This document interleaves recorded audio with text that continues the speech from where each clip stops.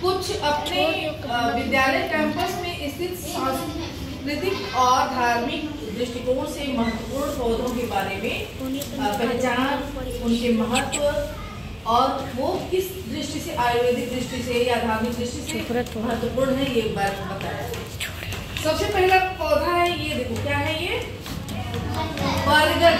बरगद का पौधा विशाल वटवृक्ष। ये बरगद का पौधा, बरगद हमेशा पूजा, बरगद पीपल ये सब पूजा के उसमें जो है हम उसको मतलब दृष्टिकोण से प्रयोग में उगाते हैं। बरगद, बड़े बड़े बरगद जब होते हैं, बहुत घने हो जाते हैं, उनकी ढेर सारी जटाएं निकल के जमीन में आ जाती हैं और पुराने टाइम से बरगद जो है वो जंगलों में बहुत ही बड़े बड़े पेड़ हुआ करते थे। तो बरगद बहुत ही महत्वपूर्ण है। उसके बाद बरगद की पूजा भी होती है ना। वट सावित्री व्रत जो होता है उसमें किसकी पूजा होती है, किस पेड़ के किनारे? बरगद ही होता है। ये कदम है, क्या है? कदम को कहते हैं कि बहुत ही मतलब कि धार्मिक दृष्टिकोण से और सांस्कृतिक दृष्टिकोण से बहुत ही महत्वपूर्ण होता है।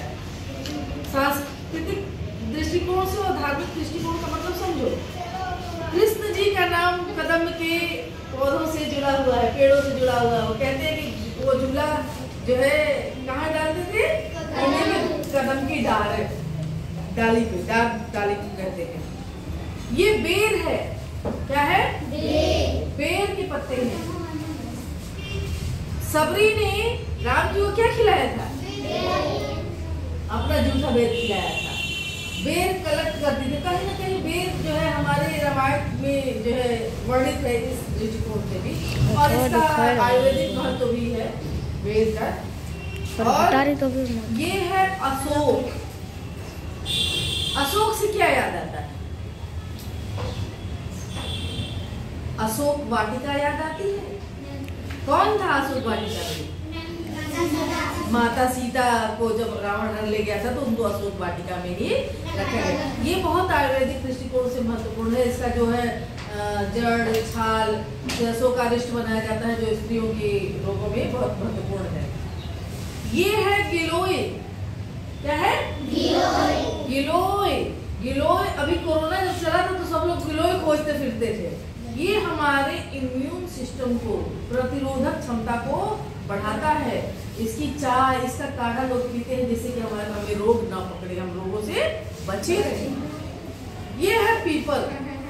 जैसे वट यानी कि बरगद की पूजा होती है, वैसे ही पीपल की पूजा होती है। और ये दोनों वृक्ष बहुत बड़े बड़े होते हैं और बहुत ऑक्सीजन ज्यादा इससे निकलता है ना। पीपल का पेड़ जो है स्पेशली शनिदेव के मंदिर उसके नीचे पाए जाते हैं, देखा है ना। और जो है ये इसको जो पक्षी खाता है, बरगद या पीपल दोनों, तो उसके बीज से जो है यहाँ वहाँ बीज फैलते हैं और उग जाते हैं। जब बरगद, पीपल और पाकड़ के पेड़ों को एक साथ लगाया जाता है तो हरशंकरी बनती है। क्या बनती है? हरशंकरी। उसको हरशंकरी बोलते हैं। और पहले के जमाने में जब लोग पैदल यात्रा या रेलगाड़ी नहीं था, बैलगाड़ी और जानवरों से यात्रा करते तो धूप बहुत लगती थी। तो लोग इन्हीं पेड़ों के नीचे क्या करते थे? सुस्ताते थे, थोड़ी छाया, आराम मिलता था। राहगीरों को किस में आराम मिलता था? इन पेड़ों की छाया।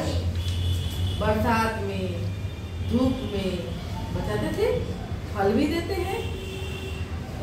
इनके फलों को तो मैक्सिमम चिड़िया खाती है। तुम लोगों के लिए महत्वपूर्ण हो या ना हो, चिड़ियाओं के लिए बहुत महत्वपूर्ण है।